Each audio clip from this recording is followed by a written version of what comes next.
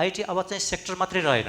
IT भनेको चाहिँ सबै बिजनेसको हरेक बिजनेसको एउटा ब्याकबोन हो भनेको त्यो इनेबलर हो। त्यो आईटी नहुँदा चाहिँ जस्तै ब्याङ्क पनि आईटीबाटै चलिरहेछ, टेलिकम आईटीबाटै चलिरहेछ, हरेक सेक्टर चाहिँ त्यो आईटी चाहिँ एज अ पिलर भइसक्यो।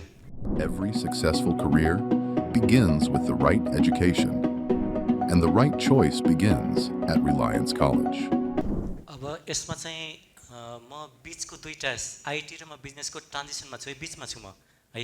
म चाहिँ बिजनेसबाट सुरु गरेर आईटीमा गएँ अथवा तपाईँ आईटीबाट सुरु गरेर बिजनेसमा पनि आउन सक्नुहुन्छ। म त्यो बिचको ब्रिज भन्दाखेरि चाहिँ सबभन्दा पहिले के भयो भने यो सेक्टर चाहिँ अहिले मैले अलिकति डिफ्रेन्ट तरिकाले सुरु गरेँ। बिहान मैले कान्तिपुर पढ्दै थिएँ। कान्तिपुर पढ्दा चाहिँ के देखेँ भन्दा त्यहाँ राजेन्द्र खेतानको इन्टरभ्यू थियो, तपाईँ धेरैले पढ्नुभयो होला। नेपालमा म्यानुफ्याक्चरिङ सेक्टरमा चाहिँ कम्पिटिसन गर्न सकिन्न, यो सर्भिस सेक्टर यो नेपालको फ्युचर होइन। त्यो इन्टरभ्यूको जिस्ट चाहिँ त्यो थियो। मैले पुरै पढ्न चाहिँ भएको छैन, पछि गएर पढ्छु, त्यो समरी थियो। त्यसमा कस्तो छ भने नेपालमा यो आईटी सेक्टर भन्छ नि, आईटीतिरबाट आउँदाखेरि चाहिँ आईटी अब चाहिँ सेक्टर मात्रै रहेन।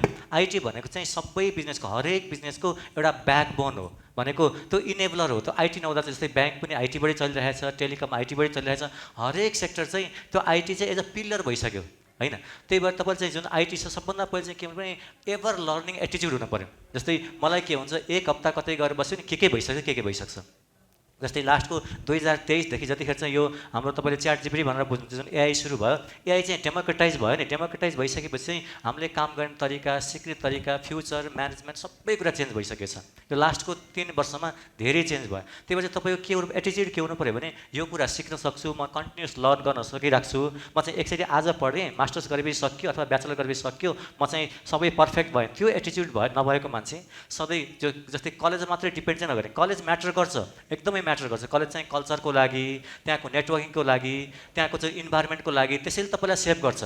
तर कलेजभन्दा बाहिर पनि म घर पनि पढ्न सक्छु अथवा मैले आफै सिक्न सक्छु। मल्टिपल एरियामा एउटा चाहिँ फोकस चाहिँ एउटा एरियामा गर्ने हो, तर धेरै कुरा सिक्न पऱ्यो। त्यो एउटा एरियामा आउनको लागि चाहिँ मल्टिडिसिप्लिनरी एउटा माइन्ड चाहिँ हुनु पऱ्यो। त्यो भइदियो भने अलिकति लर्निङ एटिच्युड भएको र म चाहिँ यो गर्न सक्छु, म यसरी जान्छु भने चाहिँ एउटा एनालाइटिकल स्किल, प्रब्लम सल्भिङ स्किलहरू छ, त्यो छ भने चाहिँ आईटीमा आउँदा सबभन्दा बेटर हुन्छ।